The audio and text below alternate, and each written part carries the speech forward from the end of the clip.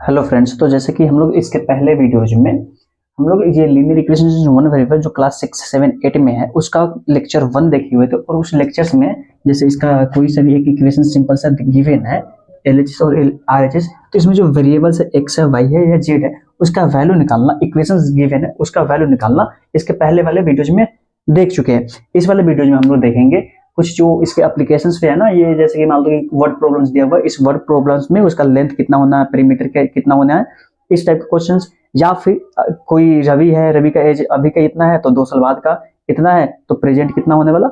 या फिर दो मदर्स फादर हैं उनके रिलेटेड ये एज दे, या फिर नंबर्स में दे दे, जैसे मान लो कि ये न्यूमरेटर है ये डिनोमिनेटर है। तो आज इस लेक्चर्स में इस टाइप्स के क्वेश्चंस देखने वाले हैं।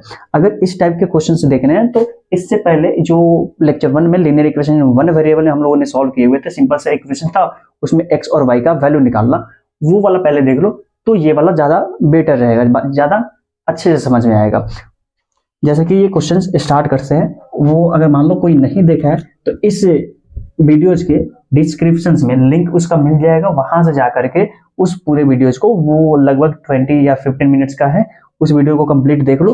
तो ये उसको देखने बाद में ये देखोगे तो कंप्लीट समझ में आएगा, अभी भी आएगा लेकिन वो देख करके ये देखना ज्यादा बेस्ट रहेगा।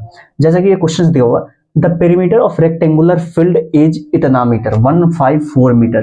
जैसे मान लो कोई से भी रेक्टेंगुलर फील्ड है, rectangular means opposite side equal and parallel और ईच एंगल 90 डिग्री, यही होता है। मान लो ये ए बी सी और डी ये कोई रेक्टेंगुलर फील्ड है और इसका पेरीमीटर दिया हुआ, और पेरीमीटर इक्वल टू क्या होता है 2 इंटू एल प्लस बी होता है रेक्टेंगल का पेरीमीटर, ये और ये दिया हुआ 154 मीटर, जहां तक होगा। इसके बाद में देखेंगे its length is 2 metre more than its twice its breadth, मतलब इस रेक्टेंगल के ब्रेथ जितना है ना, जैसे मान लो कि ये एडी जो है वो ब्रेथ हो गया और इसका जो एवी है वो लेंथ हो गया, तो इसका जितना ब्रेथ है ना उसके 2 गुना से 2 ज्यादा लेंथ होने वाला है। अगर ये 10 होगा तो ये कितना होना, इसका 2 गुना 20 और उससे 2 ज्यादा मतलब 22। अगर ये 15 होता तो इसका 2 गुना करेंगे 15 का तो 30 हो जाएगा, और उसमें 2 ज्यादा करेंगे तो 32 आ जाएगा, ऐसा होने वाला। मान लो अगर ब्रेथ मेरा x होगा तो लेंथ कितना होने वाला, इसका 2 गुना मीन्स 2x और 2 ज्यादा मीन्स 2 ऐड भी करना है तो लेंथ ये हो जाएगा, ब्रेथ ये हो जाएगा। अब ये दिया नहीं है ना तो इसको पहले मान लेंगे, मान लेते हैं let breadth of rectangular field, RF means rectangular field, मान लेते हैं x मीटर है तो इसका लेंथ कितना हो जाएगा, so length of rectangular field equal to 2 times of x plus 2, और ये मीटर है तो मीटर हो जाएगा यहाँ पे। अब अकॉर्डिंग टू क्वेश्चन आते हैं, जैसा कि यहाँ पे देखो पेरीमीटर दिया हुआ तो पेरीमीटर वाले फॉर्मूले लगाएंगे, अगर एरिया दिया हुआ रहता तो एरिया वाले फॉर्मूला लगाते हैं। पेरीमीटर दिया हुआ है तो जैसे कि हम लोग जानते हैं as we know perimeter of rectangular field equal to 2 into L plus B, और ये दिया हुआ 154 तो 154 equal to 2 times of length का वैल्यू 2x प्लस 2 और ब्रेथ का वैल्यू हो जाएगा यहाँ पे x। अब यहाँ देखें तो ये 2 जो है ये कंप्लीट सारे नंबर से इस सब से मल्टीप्लाई में, तो ये चीज 2 इधर डिवाइड में आ जाएगा तो ये बन जाएगा 154 डिवाइडेड बाई 2 इक्वल टू, ये दोनों लाइक टर्म से तो ऐड हो जाएगा तो ये हो जाएगा 3x प्लस 2। जब इसको डिवाइड करेंगे तो ये हो जाएगा 7 और ये 2 इधर प्लस में है तो ये आ जाएगा इधर में तो माइनस में हो जाएगा equal to 3x equal to 75। अब ये देखो ये डिवाइड में तो इधर ये इधर मल्टीप्लाई में तो इधर डिवाइड में आ जाएगा तो x इक्वल टू हो जाएगा 75/3 और यहाँ पे आएगा 25। अब देखेंगे x हम लोगों ने किसको माना हुआ था इस क्वेश्चन में, तो x देखेंगे तो हम लोगों ने इस रेक्टेंगुलर फील्ड के ब्रेथ को माने हुए थे ना, तो इसका ब्रेथ कितना हो जाएगा x इक्वल टू 25 मीटर और इसका लेंथ कितना था 2x प्लस 2 तो 2 हो गया 2 और x मीन्स 25 इंटू 25 कर देंगे प्लस 2 तो ये बन जाएगा 50, ये 50 और ये 2 तो ये बन जाएगा 52 मीटर। ये लेंथ निकल गया, ये ब्रेथ निकल गया, और इसमें क्या बोला इसका जो लेंथ और ब्रेथ है वो निकालना है। और यही इसका आंसर होगा। बस ये एक क्वेश्चन है, ये क्वेश्चन एक बार देख लो, इसके बाद में अगला क्वेश्चन देखते हैं। लिख लो ये पूरे क्वेश्चंस और ये सॉल्यूशंस लिख लो। अब हम लोग अगला क्वेश्चन देखते हैं। अगला क्वेश्चन उस क्वेश्चन के बाद में वो था, वो मतलब कि एक ये ज्योमेट्री वाइज, ज्योमेट्री में दिया देता है ना, ये ज्योमेट्री, वो ज्योमेट्री टाइप का क्वेश्चन था। अगला क्वेश्चन हम लोग देखते हैं डिजिट वाइज, मतलब कि जैसे मान लो ये कोई नंबर है 13। अब इस 13 को क्या कर रहे हैं हम लोग, इंटरचेंज कर रहे हैं। क्या इस 13 को हम लोग जो टेंस प्लेस पे है उसको 10 से मल्टीप्लाई, और जो यूनिट प्लेस पे है उसको यूनिट से मल्टीप्लाई करके लिख सकते हैं। अगर इसको इंटरचेंज करेंगे, मतलब ये 1 को यूनिट में भेज दे और 10 को यूनिट में भेज दे, तो ये बन जाएगा 31, और 31 को क्या लिख सकते हैं, 3 इंटू 10 प्लस 1, ऐसा अरेंज कर सकते हैं। तो वैसे ही इस नंबर्स को अरेंज करने, कोई सा भी नंबर दिया हुआ है, जैसे कि मान लो कि कोई नंबर है 2 डिजिट का नंबर है, तो 2 डिजिट का नंबर का मतलब एक होगा यूनिट प्लेस और एक होगा 10 प्लेस, ऐसा ही 2 डिजिट का नंबर होने वाला। अब हमको इस नंबर्स को लिखना है, तो जो भी 10 प्लेस भी होने वाला उसका 10 टाइम्स प्लस यूनिट वाला ऐसे लिखेंगे ना, तब जाकर के ये नंबर्स ओरिजिनल नंबर्स बनेगा। अब क्वेश्चन स्टार्ट करते हैं। One of the 2 digit numbers of a 2 digit number is 3 times the other, मतलब 2 डिजिट का नंबर है ना, तो ये जैसे मान लो कोई ये डिजिट है और ये एक डिजिट है, तो इसमें एक डिजिट जो मान लो ये वाला डिजिट है ना, कोई सा भी एक, वो दूसरे का 3 गुना है। मतलब ये 2 होगा तो ये 6 होगा, ये 3 होगा तो ये 9 होगा, अगर ये x होगा तो ये 3x होगा। बोला नहीं है कि यूनिट वाला है या फिर टेंस वाला है, कोई सा भी बोल दिया, मतलब यूनिट वाला फिर 3 गुना हो सकता है इसका, और ये भी इसका हो सकता है, मतलब दो आंसर आने वाले हैं। एक वैसे आंसर आएंगे जैसे मान लो कि ये बन गया 2 और 6, तो एक आएगा 6 और 2, जैसे ये भी इसका 3 गुना तो ये भी इसका 3 गुना, ये भी एक आंसर हो सकता है पेयर में। या फिर ऐसे भी देखे तो इसका मतलब 3 गुना बोला है ना, तो यहाँ पे ले लेते हैं 1, तो ये हो जाएगा 3, तो 1 3 भी हो सकता है और 3 1 भी, ये भी एक पेयर का आंसर हो सकता है और ये भी एक पेयर का आंसर हो सकता है, क्योंकि बोला ना 3 गुना है, लेकिन कौन सा यूनिट प्लेस वाला 3 गुना है या फिर 10 प्लेस वाला 3 गुना है, ये नहीं बोला हुआ। तो क्या करते हैं इस क्वेश्चन को सोल्व करने में, हम लोग यूनिट प्लेस को कुछ मान लेते हैं। क्वेश्चंस में क्या करते हैं, यूनिट प्लेस डिजिट को हम लोग x मान लेते हैं। सॉल्यूशंस देखेंगे तो सॉल्यूशन में क्या करेंगे हम लोग, let unit place digit equal to x। जब यूनिट वाले को x माने हैं तो 10 वाला कितना हो जाएगा, 10 प्लेस डिजिट, ये हो जाएगा इसका 3 गुना। अब ये 3 गुना होना है तो ओरिजिनल नंबर कितना बनेगा, ओरिजिनल नंबर मतलब जो 10 प्लेस पे है उसका 10 गुना प्लस यूनिट प्लेस वाला, तो 10 times into 3x plus x, तो ये बन जाएगा 10 3 जा 30, और ये 1 ऐड कर देंगे तो 31x।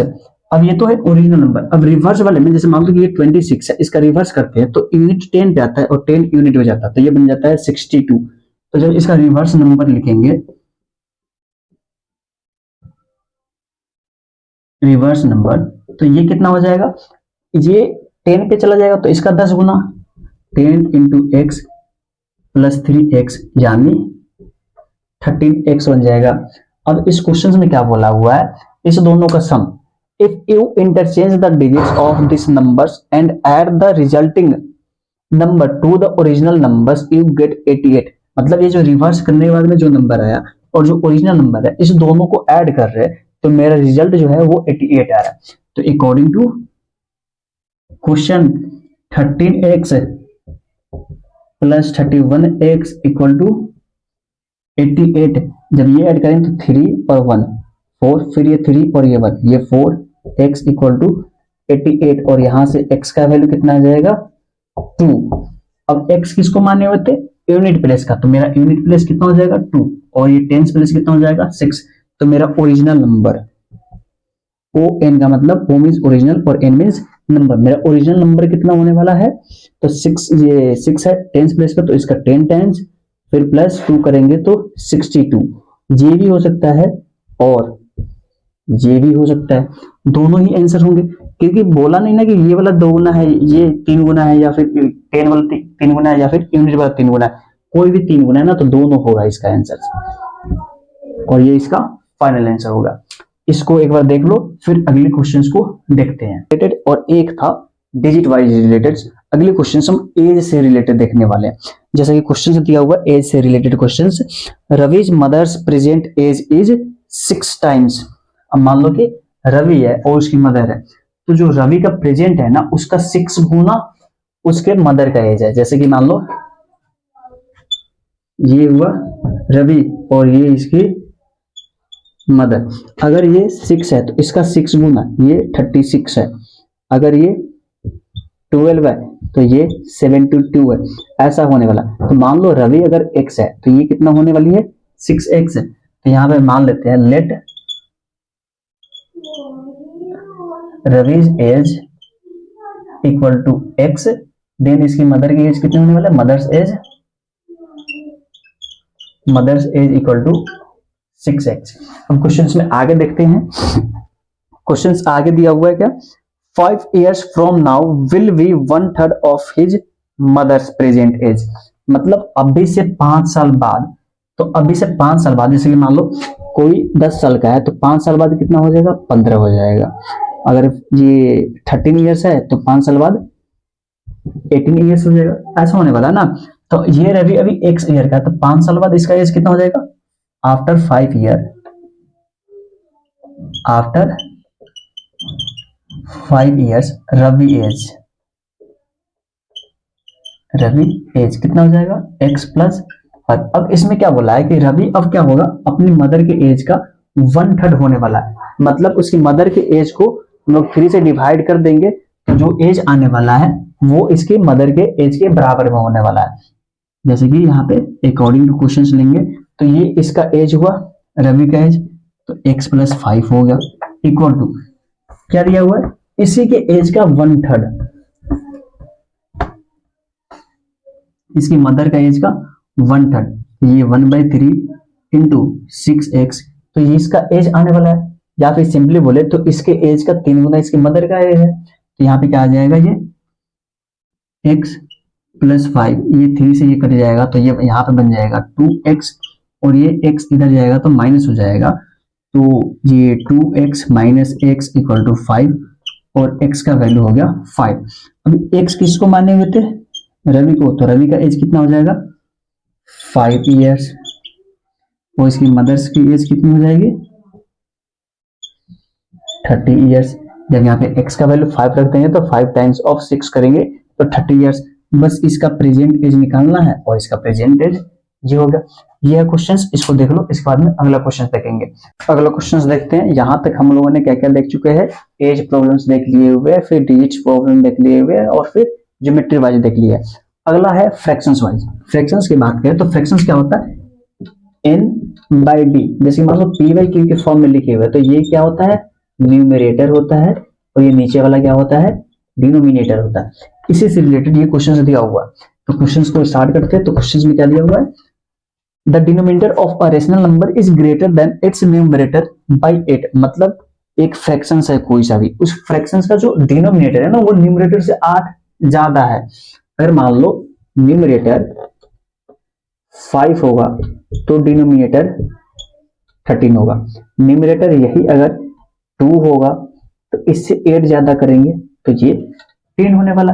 अगर न्यूमरेटर x होगा तो ये कितना होगा, x प्लस 8 होगा ना। तो यहाँ पे क्या करते हैं, मान लेते हैं let numerator of fraction equal to x, तो इसका डिनोमिनेटर कितना हो जाएगा, इसलिए denominator of fraction equal to x plus 8 हो जाएगा, यहां तक होगा।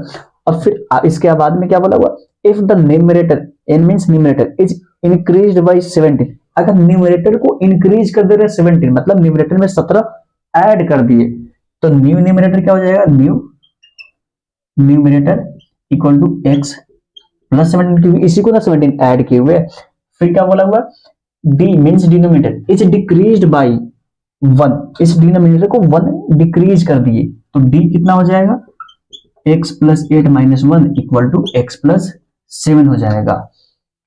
1 नंबर ऑफ 10 इज 3/2। अब इससे जो नंबर बना रहे हैं ना वो नंबर आ रहा है मेरा 3/2 आ रहा है। तो मेरा ओरिजिनल फ्रैक्शंस क्या था, क्या ओरिजिनल फ्रैक्शंस x निकाल देंगे, फिर इसमें 8 ऐड कर देंगे तो मेरा ओरिजिनल न्यूमरेटर और डिनोमिनेटर निकल जाएगा। और इससे अगर फ्रैक्शंस बना रहे हैं तो वो फ्रैक्शंस कितना है, 3/2 होने वाला है। तो अकॉर्डिंग टू क्वेश्चन हम लोग ऐसा लिख सकते हैं x + 17/x + 7 = 3/2। अब ऐसा नंबर से हो तो क्रॉस मल्टीप्लाई करते हैं, तो ये क्रॉस मल्टीप्लाई करेंगे तो ये हो जाएगा 2x + 17 2 जा 34, और ये इधर में जाएगा तो 3x + 21। x का वैल्यू निकालना तो इसको इधर भेज देंगे और 21 को इधर भेज देंगे, तो ये हो जाएगा 34 - 21 = 3x - 2x। यहां से ये माइनस करेंगे तो ये हो जाएगा 4 में से 1 गया तो ये 3 हो गया, और 2 में से ये 3 में से ये गया तो 1 हो गया = x, मतलब x का वैल्यू हो गया। और x क्या था, मेरा न्यूमरेटर था ना, तो x मेरा कितना हो जाएगा 13, मतलब न्यूमरेटर = x = 13। फिर मैं डिनोमिनेटर पर किया, तो डिनोमिनेटर मींस d = x + 8 = 13 + 8 = 21। तो मेरा जो नया रेशनल नंबर से बनेगा, जो इस ये होगा उसका न्यूमरेटर और ये होगा डिनोमिनेटर, वो नंबर कितना होने वाला है 13/21, और ये इसका आंसर। आई होप जहां तक सबको समझ में आया हो। और इसके बाद में हम लोग यहाँ पे लीनियर इक्वेशंस खत्म होता है, इसके बाद में मे भी स्क्वायर रूट स्टार्ट करें या फिर एक्सपोनेंट्स वाला स्टार्ट करें। यहाँ तक के देखने के लिए थैंक्स, तब तक के लिए बाय बाय, और अगले वीडियोज में देखते हैं कौन सा स्टार्ट करते हैं।